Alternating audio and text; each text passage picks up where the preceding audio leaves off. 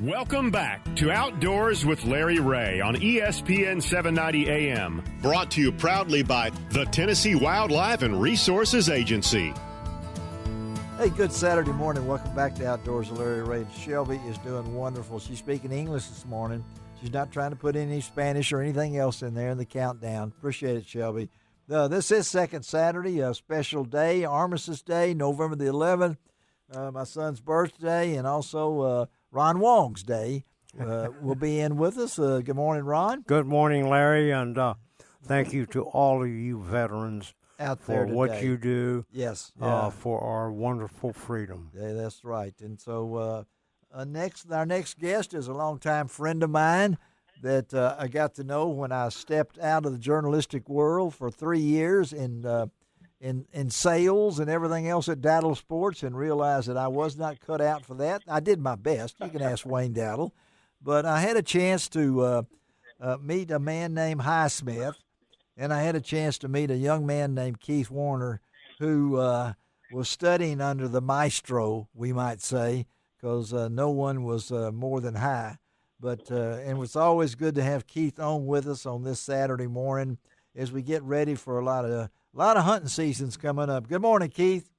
Good morning. Thanks for having me. All right, we want to talk gunsmithing, and Keith, I know that these are probably busy times for your business there in the. You're still there, right, Keith? I mean, they haven't moved you out yet. I mean, no, sir. We've got to move on the books, but it's not till after the first of the year. There you go, folks. Okay, so he's still right there in the shopping center at Poplar and Kirby, right there where they're building all the other stuff. You can find Keith there on the first floor, back in the corner, back there of his gunsmith business. But let's talk right now, Keith, because a lot of folks duck season's around the corner. We're already into deer season here because we're in the CWD unit, and I've already been hunting some. Let's talk about firearms and getting prepared for the season.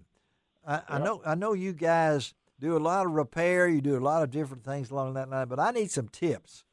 Yeah. If you got somebody that is going to get into waterfowl hunting this year, and they've joined a club, and they say, well, what do I need as far as a shotgun? Right. How do I get prepared for that? So let's talk about that first from your perspective, and then we'll talk about maintenance on these things. So talk about that for a person who's getting into first time getting into waterfowl hunting. Sure. I think it's important to decide what your budget is, first of all, and everybody wants it for something for as cheap as they can get it, but yes, that's not always the best way to go, but there are some economical choices out there. But you also want to decide what kind of shooting you're doing. With the quality of shotgun shells nowadays, the 3-inch, 3.5-inch debate that went on for years, yes, is kind of somewhat of a moot point. Some people still, either way, you're not going to mess up going with both or one or the other. Okay. You've got some great brands out there that we sell and carry. Beretta is one of my favorites. Browning, always been a good standby, and Weatherby's got a good element right now. That the Weatherby Element came out. It's an excellent choice, but you want to get a good gun that. Yes, you want to rely on your salesperson to be able to tell you what's reliable, what's good. We have a lot of experience in the field. You do, yes, yeah. As far as pump, semi-automatic, firepower, 12 gauge. I still hunt with my Black Gold. Sure. And it's been a great shotgun over the years. It seems like it's gotten heavier over the years. I don't know. That's true. I don't know what's happened to that. The shells hadn't got heavier. But no, it's the gun. It's not you. It's the gun. Yeah, and of course, last year I didn't get to duck hunt at all because of cancer. So this is I'm really looking forward to this year. So what about that? What about the? So there's a lot of choices on there. The pumps have fallen a little bit out of fashion just because there's so many good options in semi-auto. Yes. Pump is always still a good reliable, but that recoil's heavier. It is. A little bit more to deal with. You've got a lot of really good semi-autos. It's going to be less recoil. Their reliability is better than they've ever been. Yeah. So there's lots of good choices. I would go with a good semi-auto and 3-inch. If you're brand new to the sport, 3-inch gun and semi-auto. Your choices of camo or synthetic stock or things like that. That's all personal preference. But and I would go with 12 gauge. I know a lot of guys that are getting into hunting with 20 gauges, especially in woods hunting, flooded timber, close in. But a 12 gauge is a good all around. It's a good one, isn't it? Yeah, excellent choice. And I know when I hunt with somebody, and maybe they're not in my group, but when I hear a 10 gauge go off, I know it is a 10 gauge. Okay. Right. Yeah. I just got through fixing up one of the guys that is a diehard 10 gauge waterfowl. And I just fixed up. We had about 3 of them in here that we got all ready for season. So how's his shoulder? Is his shoulder? Is he a big guy? I mean, he's a big guy. He's got a twitch, but I don't know if that's from the 10 gauge. Oh no, I don't know about that either. Again, we're talking to Keith Warner, gunsmith Keith Warner, primarily focusing right now on the waterfowl season that's coming up and the choice of firearms. And I know the shells themselves have changed, right, Keith? I mean, yeah. I mean, we're reaching out there now. So you've got non-toxic shot options that will probably outperform the best of the lead shot that there ever was. Yes. They're more expensive, but their performance is outstanding. The TSS and bismuth and the tungsten matrix. And I mean, just choices after choices. They're all good. We used to all complain about the use of steel, and really now you've got nobody you can talks. still use it, and steel's better than it's ever been. But the other stuff is even better. It's amazing. And the thing about this is, it's almost like I correlate with buying a new car. Okay, you got to take care of this thing, right? I mean, we're not changing the oil. But talk about maintenance too, because a lot of people, and I'm not one of that, because I want my shotgun ready to roll, but I don't want to shoot it on a Saturday in the season end and put it up until next September. Absolutely. So talk about maintenance. Yeah, really. Yeah, talk about maintenance.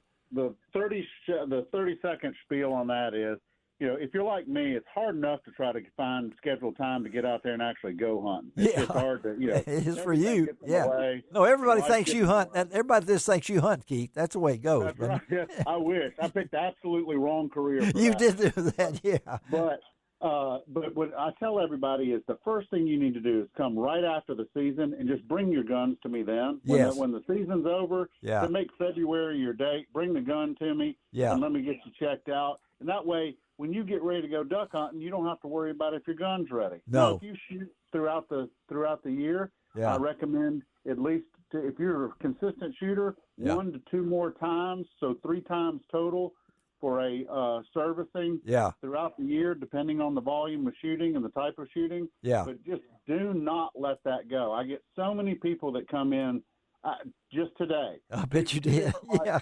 I want to go deer hunting tomorrow. What can you do for me? Not much. Not much. No. And you wouldn't don't treat your automobile like that or anything else. Right. I mean, there's oil changes on every corner. Yeah. But at the same time, you're in a profession that's I consider it an art, Keith, because you don't go to college for 4 years to be a gunsmith, but you serve under people, and I know your time under Highsmith was important to you, wasn't it? Oh yeah, absolutely. Highsmith and Ed Mason were invaluable. I instantly got 100 years of experience between the two of them. Didn't you? And a lot of this stuff that you're doing right now is that way. So you've kind of led into my next question about deer hunting, because of course I have a 270, that Ruger 270 that the old Wayne Umbarger put my tamer on the end, where I don't have to have any recoil or anything. But that gun is over 25 years, I know, old, but it's just as good as it ever was. I'm not saying I want to stop people from buying any new rifle from Keith or anything like that. But the maintenance on that has got to be the same too. I mean, you want to when you go out deer hunting, and I've told people this, your aim is to have a great day outdoors, and you want to put down your target without any problems and get your venison and go home. So so much of this involves maintenance on that deer rifle too, right? It does, and it's interesting. I just again this just happened today in the shop. Yeah. And I've been guilty of it as well. But it's like, yeah, we went out there and we went to sight my rifle in, and we only had about 30 minutes of daylight left to do it, and we were shooting, and we had a problem, and it was shooting all over the place, and and I said, well, what did you decide? Well, we couldn't figure out anything because we ran out of daylight. Oh, yeah. Come on. So now it's on me to get it fixed by tomorrow, and they're going to have to go Right. back. That ain't Right. gonna, no, Yeah. that's not going to do it. But So just a proper prior preparation. yes, and that's the key to all of it. Now, so Keith, tell our listeners how to get in touch with you and your location and things along that line. Yeah, we're on the southwest corner of Poplar and Kirby in the Carrefour Shopping Center, 6555 Poplar Avenue, Suite 101. We're down on the ground floor in the corner behind the fountain. And your hours are what? We're here Tuesday through Friday, 10 to 5, and we've gotten so busy that I've kind of gone to somewhat of an appointment basis. But if you'll contact us through Facebook and make an appointment, or call 901-737-1320, our phone. That's it. And leave a message. We'll get you an appointment, and we'll get you taken care of. All right, we'll got all this information I'm going to put on LarryRay.com for Keith's benefit, and I'll be posting a lot of this also on my Facebook page. And I highly recommend Keith Warner. I know the man, the young man, and everything like that. And Keith, we'll stay in touch, buddy, okay? All right? Thanks so much. I appreciate y'all. Y'all have a great hunting season. All right, man. Thank you. Thank you. All right, Keith Warner. Keith Warner, gunsmith. And he just mentioned studying under the great Highsmith and Ed Mason there when I was at Dowdle. And God, that talking about old timers, really good with yes, yeah, guns. Well, they're artists. In general, Ed Mason was the best. Yeah, Ed was something else. All right, let's take a break, and it's time to talk to Frank Barton on the phone. The man is just back from a trip where he was with 1,200 plus dogs. Wow. So forgive him if he comes on barking. But we'll be right back with Frank Barton on Outdoors with Larry Ray.